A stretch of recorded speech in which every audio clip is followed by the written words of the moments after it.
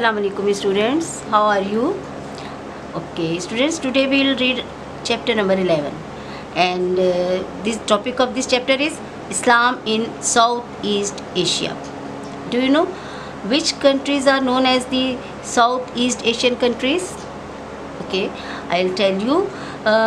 Southeast Asian countries are Indonesia, Vietnam, Thailand, Malaysia, Singapore, Philippines, Cambodia, Myanmar.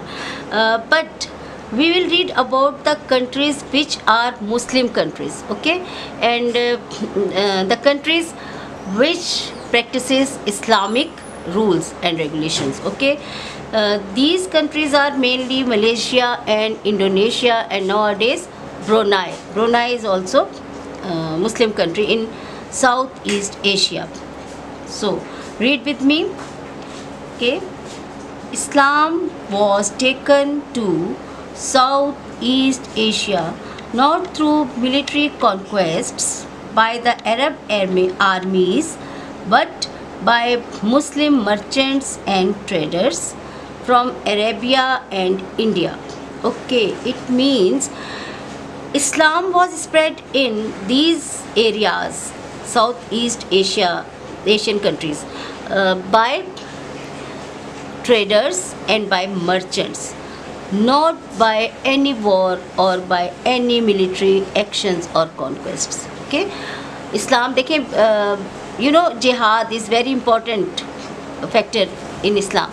जिहाद के ज़रिए से भी इस्लाम बहुत ज़्यादा एक्सपेंड हुआ, बहुत ज़्यादा फैला, और लेकिन इन एरियाज़ में, इन कंट्रीज़ में इस्लाम जो था वो किस ज़रिए से फैला था? ट्रेड के ज़रिए से, ट्रेडर्स के ज़रिए से और मर्चेंट्स के ज़रिए से। कहाँ के? अरेबिया और इंडिया के जो वहाँ पर तिजारत के लिए जो लोग जाते थे, उनके ज़रिए से वहाँ पर इन एरियाज़ में इस्लाम फैला था। Okay, next, we know there had been trade in spices and jewels between India and Southeast Asia as early as the 5th century, because carvings with Sanskrit writing of that time have been found there.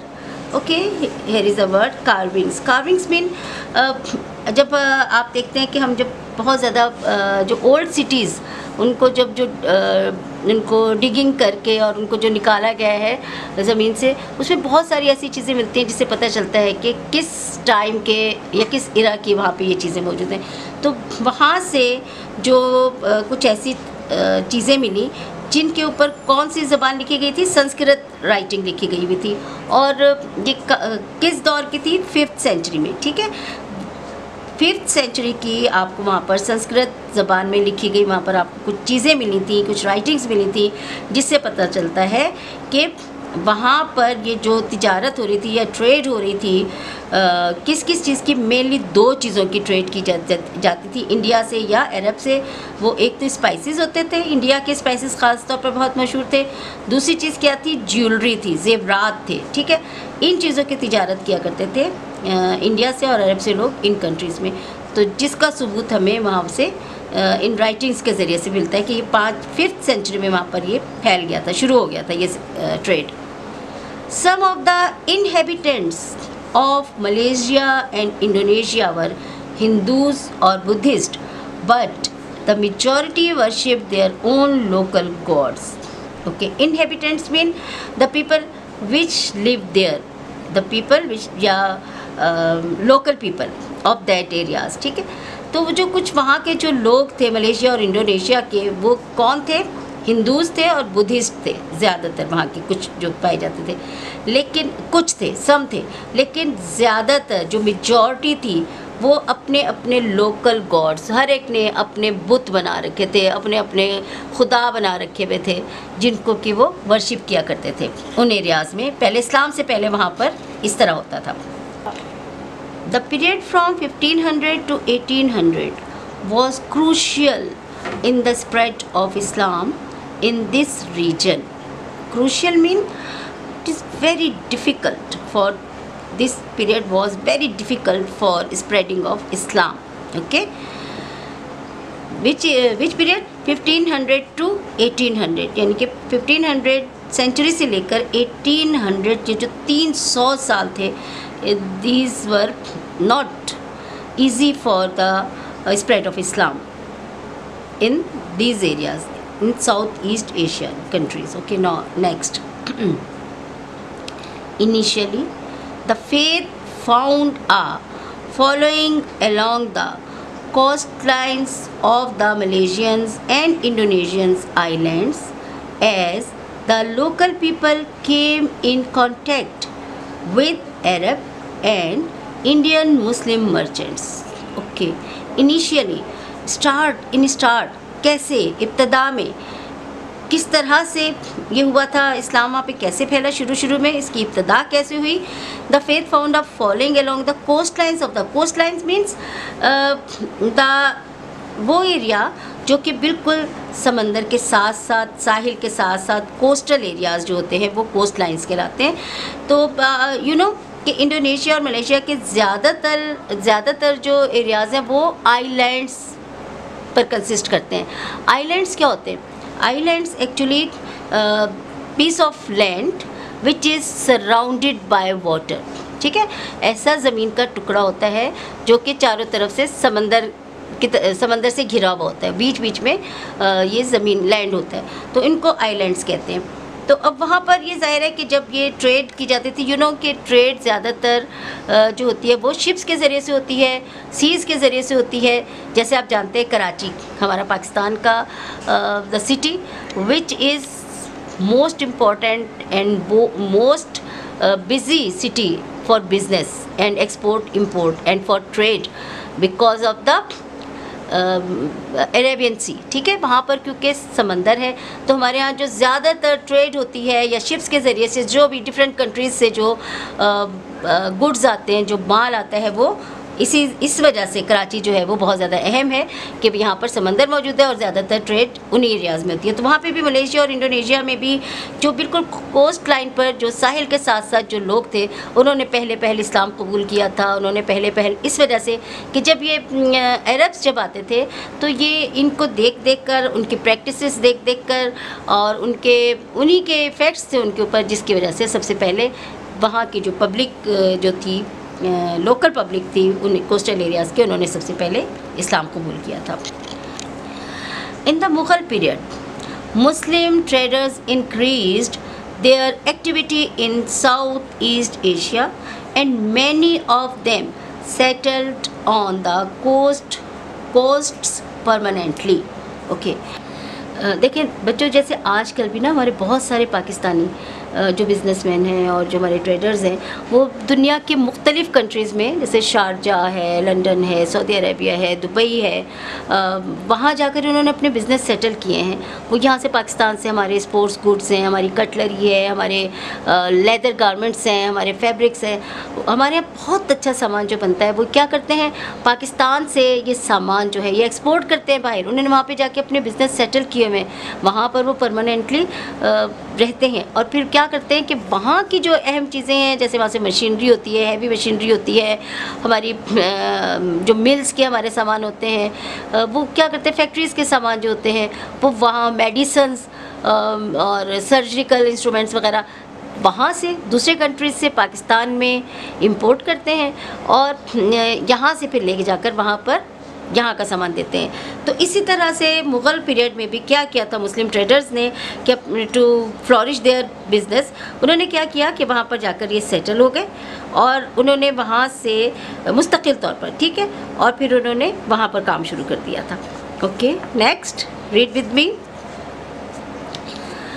Okay, they traded all the year and sent the goods back to India when the ships arrived with favorable winds. The local people admired the honesty and sincerity of these merchants and many along the coastline became Muslims. Okay, अब देखिए, अब यही हुआ जब ये वहाँ पर activity शुरू हो गई कोस्टल एरियाज़ में, तो जब इन मुसलमानों की जो मुग़ल पीरियड के जो मुसलमान थे इंडिया से, जब इन्होंने इसी तरह से किया कि अपना सामान इंपोर्ट एक्सपोर्ट ये करते थे। तो जो वहाँ के लोग थे ना, उन एरियाज़ के साउथ ईस्ट एशियन कंट्रीज़ के जो पीपल थे, वो मुसलमानों की सिंसियरिटी को देख के, इनकी ऑनेस्टी को देख के, इनकी गुड हैबिट्स को देख के, इनकी मॉरल वैल्यूज़ को देखकर इन मर्चेंट्स की उस वक्त तो बेटा ये था कि जो इस्लामिक टीचिंग्स थी, इस्लामिक थॉट्स थे, इस्लामिक वैल्यूज़ थी, बहुत ज़्यादा इम्पोर्टेंस देते थे हमारे जो मुस्लिम्स थे उस ज़माने में। और वो प्रैक्टिसेस, उनकी जो प्रैक्टिसेस होती थी वो बिल्कुल उनके रिलीजन पर बेस कर रही होती थी, जो हमें हमारे प्यारे नबी सल्लल्लाहु अलैहि वसल्लम ने सिखाया ना कि ऑनेस्टी बहुत ज़रूरी है हर काम में, चाहे किसी ज़िंदगी का कोई भी मसला हो, काइंडनेस, मुखलिस होके, सिंसियर होके आप दूसरों की मदद करें। तो इन चीज़ों से वहाँ के लोग बहुत मुतासिर हुए, बहुत ज़्यादा उन्होंने एडमायर किया इस चीज़ को, और उन्होंने मुसलमानों की ये जो प्रैक्टिसेस थी उन्होंने अडॉप्ट करना शुरू कर दी। और फिर ना सिर्फ ये कि उनको अडॉप्ट किया, बल्कि वो इतना इम्प्रेस हुए इस्लाम से कि वो फिर आहिस्ता आहिस्ता इस्लाम को उन्होंने एक्सेप्ट भी करना शुरू कर दिया और कबूल भी करना शुरू कर दिया था। और इस तरह से इस्लाम जो था वहाँ पर वो उसका स्प्रेड शुरू हो गया था।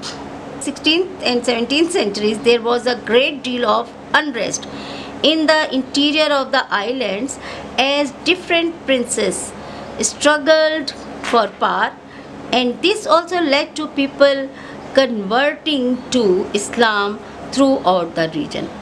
By 1800, Islam was established on the rich and populous islands of Java. Okay. अब क्या हुआ था कि 16th और 17th सेंचुरी में वहाँ पर उन एरियाज़ में, उन आइलैंड्स में अनरेस्ट हो गया था, बहुत ज़्यादा वहाँ पर डिस्टर्बेंस हो गई थी। वजह क्या हुई थी कि जैसे अभी भी आप देखते हैं ना कि जब स्टेट को लेने के लिए या आप देखें यहाँ पर हमारे यहाँ जैसे इलेक्शंस होते हैं तो किस तरह से कोशिश होती है कि एक पार्टी जीत जाए, दूसरी जीत जाए, आपस की जंग शुरू हो जाती है। इसी तरह से डिफरेंट कंट्रीज़ की भी आपस की, जैसे भी हम देखते हैं America, China, Yemen, Saudi Arabia, मतलब ये सारे आपस में लड़ाई कर रहे होते हैं तो वहाँ पर एक अनरेस्ट हो जाता है। तो इन जो वहाँ के भी जो आइलैंड्स थे, यानी कि इंडोनेशिया के भी और मलेशिया के भी, वहाँ पर भी क्या हुआ, वहाँ पे जितने भी शहज़ादे थे मुख्तलिफ़ आइलैंड्स के, अपने अपने आइलैंड्स के डिफरेंट जो शहज़ादे थे, प्रिंस थे, उनकी आपस में वॉर ऑफ सक्सेशन शुरू हो गई थी। वॉर ऑफ सक्सेशन में इक़्तिदार की जंग, ठीक है, वो आपस में उनकी बहुत ज़्यादा लड़ाई शुरू हो गई और इस लड़ाई की वजह से लोगों के दिलों में उनके लिए एक नफ़रत पैदा हुई और वो पीस की तरफ और ज़्यादा से ज़्यादा कन्वर्ट हुए, किस तरफ, इस्लाम की तरफ। वो बददिल हो गए उन हालात से, उन सिचुएशन से, और वो जो थे वो उनको ये अच्छा लगा कि ये जो पीसफुल लोग हैं, जो काइंड लोग हैं, इनका मज़हब भी अच्छा है, इनकी तालीमात भी अच्छी हैं, तो लिहाजा वो इस्लाम की तरफ। और फिर वो बता रहे हैं कि 1800 सेंचुरी तक क्या हो गया था कि जो मोस्ट पॉपुलस एरिया था, यानी कि जहाँ पर सबसे ज़्यादा पॉपुलेशन थी, जावा एक ऐसा आइलैंड है इंडोनेशिया का जो कि आबादी के लिहाज से सबसे ज़्यादा है, तो वहाँ पर इस्लाम बहुत ज़्यादा फैल चुका था, right. Okay, Indonesia has the largest number of Muslims than any other country in the world and this population is 222.8 million in 2007. According to the census of 2007. What do you mean by census? Census mean calculations and counting of the population of any particular area of the country. अच्छा देखिए, अब भी आप लोगों ने सबने देखा होगा बच्चों, अभी जब हमारे यहाँ इलेक्शंस हो रहे थे, अभी उससे पहले क्या हुआ था कि बहुत आ रहा था मर्दमशुमारी, शुमार करना, काउंट करना, मर्दम लोग, इंसान, इसको इंग्लिश में कहते हैं सेंसस, ठीक है। हर साल में या हर 5 साल के बाद एक सेंसस होता है हर कंट्री का, हर एरिया का, जिससे हमें पता चलता है, हमें कैसे पता चलता है कि हमारे मुल्क की पॉपुलेशन जो है वो 22 करोड़ हो गई है और 1947 में इतनी थी, 1975 में इतनी थी, इसी के ज़रिए से, ठीक है। ये जो काउंटिंग होती है पॉपुलेशन की, ये जो सेंसस होता है उसकी वजह से होता है। तो 2007 में जो सेंसस किया गया था उसके मुताबिक इंडोनेशिया जो क्या है वो लार्जेस्ट मुस्लिम कंट्री है, सबसे ज़्यादा मुसलमानों की तादाद जो किसी भी मुल्क में है, किसी भी कंट्री में है, वो कहाँ है? इंडोनेशिया। यानी कि आबादी के लिहाज से सबसे बड़ा मुस्लिम मुल्क जो है वो इंडोनेशिया है। Keep in your mind. तो 2007 के अकॉर्डिंग, के सेंसस के अकॉर्डिंग वहाँ पर आबादी कितनी थी? पॉपुलेशन थी 222.8 million. Okay students, now listen me carefully, ठीक है। अब मैं आपको एक टास्क दे रही हूँ, आप लोगों ने सबने बहुत गौर से सुनना है। और जब अभी हमारी मीटिंग हुई थी, मैंने आपसे ये कहा था कि अब हम लोगों ने ना खुद सर्च करने की तरफ जाना है, हमने खुद सीखना है, अपनी लर्निंग को आपने बढ़ाना है। अब आप लोग क्योंकि ऑनलाइन क्लासेस ले रहे हैं तो काफ़ी सारी चीज़ें आप लोग सीख रहे होंगे ना नेट के थ्रू। अभी मैं आपको एक टास्क दे रही हूँ, सारे स्टूडेंट्स क्लास 7 लिसन केयरफुली। आप लोगों ने बहुत अच्छी तरह से नेट पर सर्च करना है कि 2020 के सेंसस के मुताबिक इंडोनेशिया की पॉपुलेशन कितनी है, ठीक है। ये पॉपुलेशन जो यहाँ पर इन्होंने दिया है ये तो 2007 के मुताबिक थी ना, तो अब 2020 के मुताबिक इंडोनेशिया की कितनी है आबादी, कितनी पॉपुलेशन है। और आप लोग अपने कमेंट्स में सब बच्चे मुझे बताएंगे, अपना नाम लिख के, और आप लोग मुझे बताएंगे, ठीक है। और मैं नेक्स्ट टेस्ट में इंशाल्लाह 2 मार्क्स आपके इस चीज़ के ऐड करूँगी। जो बच्चे शामिल होंगे उनके 2 मार्क्स होंगे उसमें, और जो नहीं लिखेंगे, नहीं करेंगे सर्च, तो ज़ाहिर है उनके -2 होंगे। ओके, ये बात ज़हन में रखिएगा। Next, Islam is said to have spread here through the Sufi turuq, singular tariqa, but the history is not recorded in detail. Okay देखिए, अच्छा आप लोगों को बच्चों पता है कि सब कॉन्टिनेंट में इस्लाम की एक्सपेंशन किन के थ्रू हुई थी, किन के ज़रिए से फैली थी? जो सेंट थे, जो सूफीज़ थे, जो बुज़ुर्ग थे, ठीक है, बुज़ुर्गाने दीन थे, जो रिलीजियस एंड स्पिरिचुअल जो तालीम दी गई थी, जो एजुकेशन दी गई थी, वो यही जो बुज़ुर्ग होते थे, जो रिलीजियस पर्सन होते थे, वो देते थे, वो सूफ़ी कहलाते हैं। लेकिन वहाँ पर ये जो सूफ़ी हैं उनको क्या कहते थे? तारिक़ा। एक को तो तारिक़ा कहते थे, और उनको जैसे हम कहते हैं सूफ़ी, और उसका प्लूरल क्या होता है? सूफिया, ठीक है। जिसी तरह से आलिम, उल्मा, इसी तरह से तारिक़ा सिंगुलर है और तुरुक जो है वो इसका प्लूरल है, ठीक है। ये सूफ़ीज़ हैं, ये जो सेंट हैं, ये वो रिलीजियस पर्सन्स होते हैं, इनके थ्रू वहाँ पर इस्लाम फैला था। इन्होंने भी जाकर वहाँ पर तालीमात दी थी। लेकिन जब हम हिस्ट्री में देखते हैं, अभी जैसे हमें बहुत सारी चीज़ें हिस्ट्री में पता चलती हैं, हम अपनी बुक्स में पढ़ते हैं, लेकिन जब हम हिस्ट्री में वहाँ की हिस्ट्री, इन लोगों के थोड़ा बहुत पता है इनके बारे में कि इनके ज़रिए से इस्लाम फैला था, लेकिन ज़्यादा डिटेल में इनके बारे में हिस्ट्री में नहीं दिया गया हुआ, राइट। ओके, अब नेक्स्ट बता रहे हैं, the Asia kingdom at the northern tip of Sumatra was known in the 17th century as the golden age of Islam in Indonesia. Okay, Indonesia में जो गोल्डन पीरियड जो कहलाता है 17th सेंचुरी में, वो एक किंगडम थी। कौन सी किंगडम थी? जिसका नाम था एशे। एशे इसको बोलते हैं, इसको प्रोनाउंस कैसे करते हैं? एशे किंगडम, ठीक है। ये कहाँ पर थी? सुमात्रा। जिस तरह से जावा एक आइलैंड है इंडोनेशिया का, इसी तरह से सुमात्रा उसके साथ है। जैसे हम कह सकते हैं इस्लामाबाद, या हम जैसे कह सकते हैं प्रोविंस, हम कह सकते हैं कि सिंध और पंजाब, ठीक है, कि पंजाब में ऐसे, सिंध में ऐसे। इसी तरह से वहाँ का एक जो आइलैंड था, एक जावा है इंडोनेशिया का बहुत मशहूर, और दूसरा क्या है? सुमात्रा भी है। तो सुमात्रा में भी हम कह सकते हैं वहाँ पे किंगडम थी, एशे किंगडम कहलाती थी, और वहाँ पर भी 17th सेंचुरी में हम कह सकते हैं कि इस्लाम इतना ज़्यादा फैला था इंडोनेशिया में कि उसको हम गोल्डन एज ऑफ इस्लाम कह सकते हैं 17th सेंचुरी का, राइट। ओके, अच्छा, ये जो जैसे मैंने अब आपको बताया एशिया किंगडम और गोल्डन एज कहलाता था 17th सेंचुरी, ये अच्छी तरह से याद रखा कीजिएगा। Maybe I will give it to you in your worksheets, ठीक है, या आपके टेस्ट में आ सकता है, या किसी में भी। अब आप लोगों को जो गिवन मटेरियल होता है ना, इसको आप लोगों ने बहुत गौर से देखना है, बहुत अच्छी तरह से देखना है, और समझ के, ठीक है। The basic tenets of Islam, the Quran, the practice of prayers and fasting, and the observance of other prescribed injunctions are the same in Southeast Asia as anywhere else in the Islamic world. Okay, basic tenets of Islam क्या मतलब है? Basic faith, ठीक है ना, जो बुनियादी हमारे अकायद हैं, जो हमारे फेथ हैं, टेनेट्स उसको कहते हैं। वो हमारा सबसे पहले कुरान होता है, हमारी नमाज़ पढ़ना होता है और हमारा रोज़ा रखना है। ये मेन हमारे वो है ना।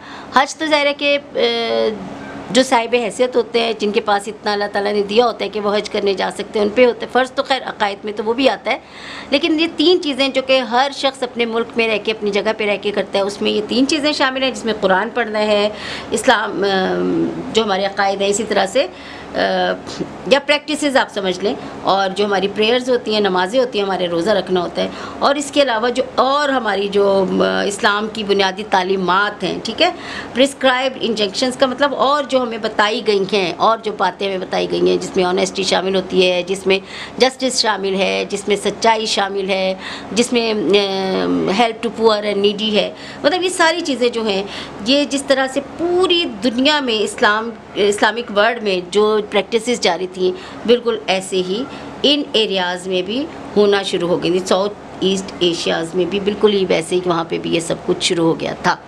क्लियर? यहाँ तक समझ आ गया आप लोगों को सबको? Right. Okay students, here is given information. Islam was taken to China by the Persians and the Mongols.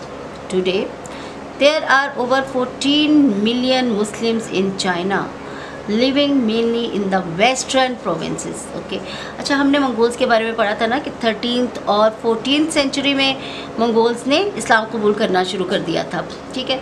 अच्छा, अब इसी में से इसके अलावा और आपको ये इन्फॉर्म कर रहे हैं कि चाइना में इस्लाम कैसे फैला था। चाइना में, ये भी एशिया का एक कंट्री है, तो चाइना में ज़्यादातर पर्शियंस मतलब ईरानियों के ज़रिए से और मंगोल्स के ज़रिए से फैला था। और today nowadays over 14 million people, 14 million Muslims are living in China. China में, और कौन से एरियाज़ में? चाइना के जो वेस्टर्न प्रोविंसेस हैं वहाँ पर ये सब मौजूद है, ठीक है। ओके स्टूडेंट्स, अब साथ साथ ना जैसे इन्फॉर्मेशन होती है, इसी तरह से जो पिक्चर्स भी आपको गिवन होती हैं वो भी आप देखा करें। बड़ी खूबसूरत आपको मॉस्क्स की दी गई हैं, किस किस दौर में बनी थी और किस किस कंट्री की हैं, ये भी आप साथ देखा करें। Okay, now again read with मी।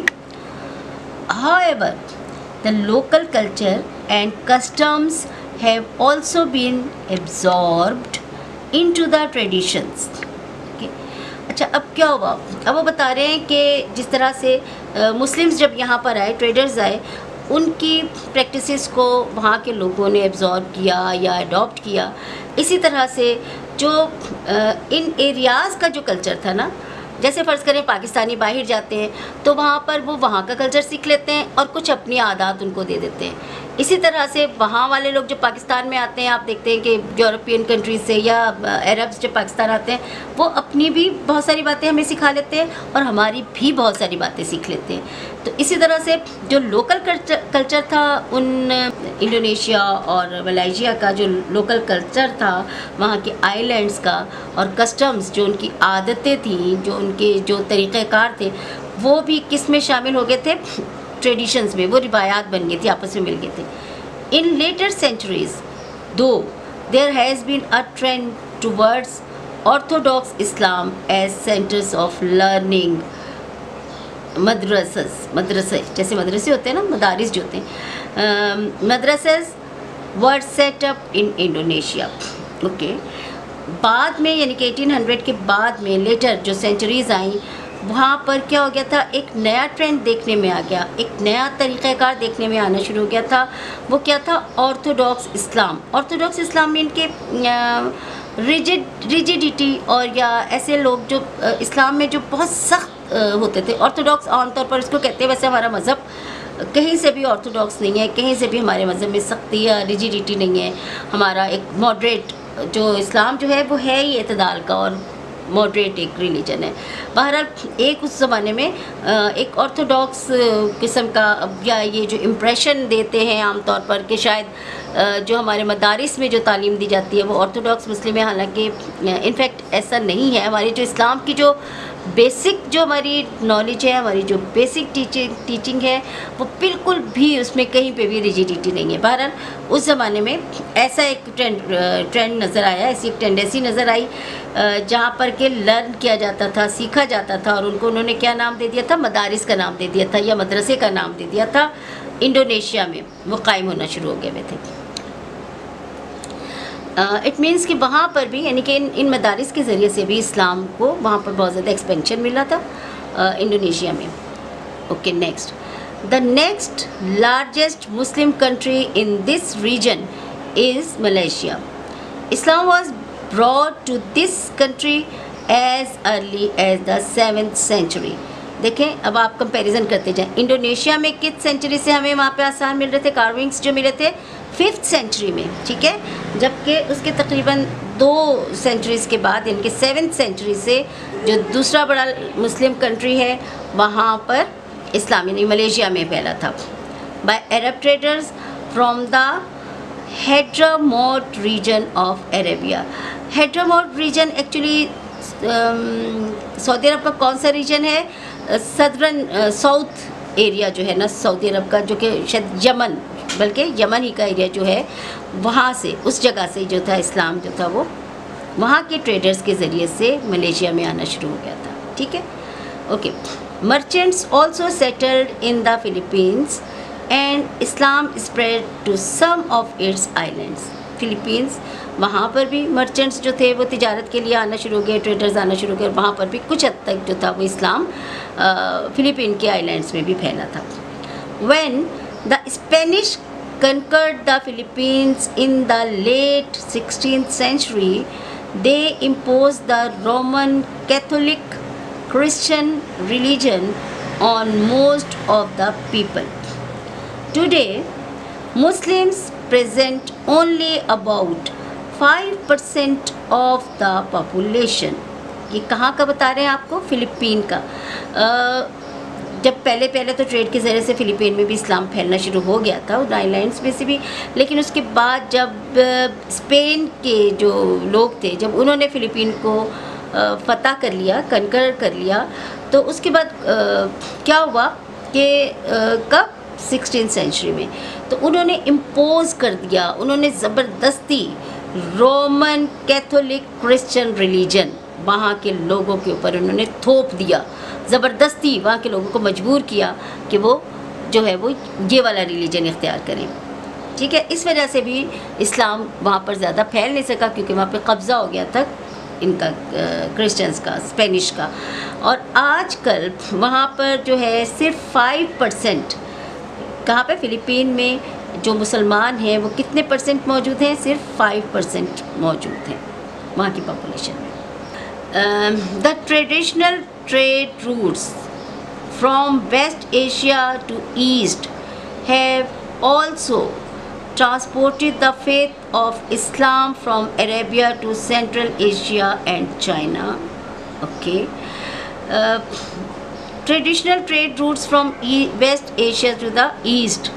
अब क्या हो गया था, जो ट्रेड रूट्स जो जहाँ पर कि पहले ही से, ये तो बाद में इन्होंने ये किए थे ना, जैसे हमारे जो ट्रेडर्स थे अरब से और इंडिया से जो गए थे, लेकिन इसके अलावा उससे पहले वहाँ पर पहले ही से वहाँ पर तिजारत जारी थी, जहाँ के जो कि एक मखसूस वहाँ के रूट्स थे ट्रेडिशनल, जो कि ऑलरेडी वहाँ पर मौजूद रास्ते थे, उनके ज़रिए से भी जो लोग आ जा रहे थे और वहाँ पे जो ट्रेड चल रही थी, कहाँ से, वेस्ट एशिया से, ठीक है, और कहाँ जा रहे थे, वो ईस्ट की तरफ जा रहे थे। उन्होंने भी बहुत सारे इस्लाम के जो फेथ थे वो ट्रांसपोर्ट किए थे अरब से लेकर, और सेंट्रल एशिया और चाइना में, सेंट्रल एशिया और चाइना में अरब के ये भी पहुँचे थे, वहाँ से इस्लाम फैला था। The Great Silk Route is perhaps the most famous route followed by traders and travelers, and it was through them that Islam reached China. Great Silk Route, you know what is Great Silk Route? शाहराह रेशम भी कहते हैं इसको, और ये वो रास्ता है जो कि पाकिस्तान और चाइना के दरमियान सिल्क रूट जो है ये मौजूद है। और ये कोह कराकोरम, ठीक है, एक सिलसिला है पहाड़ों का और माउंटेन्स का, माउंटेन रेंज है जो कि कहलाती है कराकोरम कहलाती है, ये वहाँ पर बनी गई हुई है। तो ये ग्रेट सिल्क रूट बहुत बड़ी है क्योंकि, और इसलिए इसको ग्रेट सिल्क रूट कहते हैं, शाहराह रेशम कहते हैं। और ये भी कह रहे हैं कि शायद सबसे ज़्यादा मशहूर रूट है, सबसे ज़्यादा मशहूर रास्ता है जिसके ज़रिए से ट्रेडर्स और ट्रैवलर्स आते जाते हैं, और इनके ज़रिए से भी इस्लाम जो है वो, और क्योंकि ये चाइना में जाती है और ये सब कॉन्टिनेंट से और इन एरियाज से यहाँ से ट्रेडर्स जो थे वहाँ जाते थे, तो जो इस्लाम चाइना में जो फैला वो ग्रेट सिल्क रूट के थ्रू ही फैला था। Next, in India Muslims from 13.4% of the population of 1.2 billion.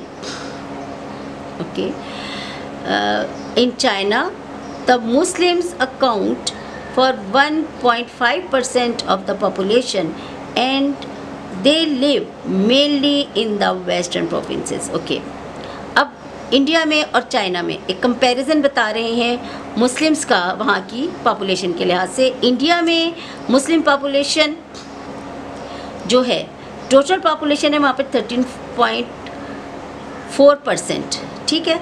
13.4% में से मुस्लिम्स कितने हैं? 1.2 बिलियन, ठीक।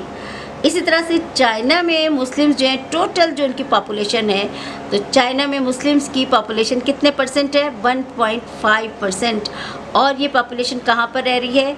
Western provinces of China. Okay students, here we have completed today's lecture, और उम्मीद है आप लोगों को अच्छी तरह समझ आया होगा। इसमें हमने जो जो चीज़ें सीखी कि इस्लाम कैसे फैला, किन एरियाज़ में फैला, कितनी आबादी थी, मोस्ट पॉपुलेटेड मुस्लिम कंट्रीज़ कौन से हैं, ये सारी बातें हमने सीखी हैं। इंशाल्लाह नेक्स्ट लेक्चर में हम रिमेनिंग रीडिंग करेंगे और इसके क्वेश्चन आंसर्स करेंगे। ओके स्टूडेंट्स, अल्लाह हाफिज़।